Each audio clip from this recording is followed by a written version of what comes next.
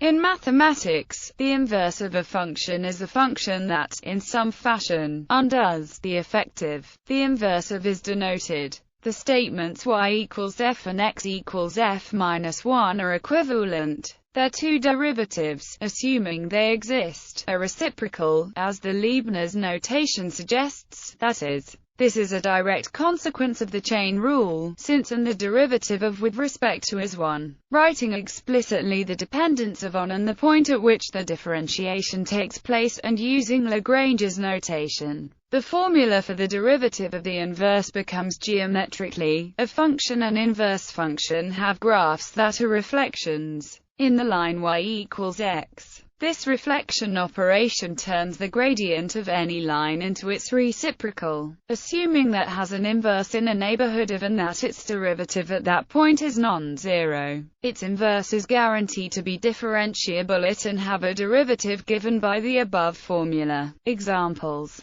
has inverse at x equals 0. However, there is a problem. The graph of the square root function becomes vertical, corresponding to a horizontal tangent for the square function. Has inverse additional properties. Integrating this relationship gives. This is only useful if the integral exists. In particular, we need to be non-zero across the range of integration. It follows that a function that has a continuous derivative has an inverse in a neighborhood of every point where the derivative is non-zero. This need not be true if the derivative is not continuous. Higher derivatives. The chain rule given above is obtained by differentiating the identity x equals f minus 1 with respect to x. One can continue the same process for higher derivatives. Twice differentiating the identity with respect to x obtains, or replacing the first derivative using the formula above. Similarly for the third derivative, or using the formula for the second derivative. These formulas are generalized by the a.k.a. di Bruno's formula. These formulas can also be written using Lagrange's notation. If f and g are inverses, then example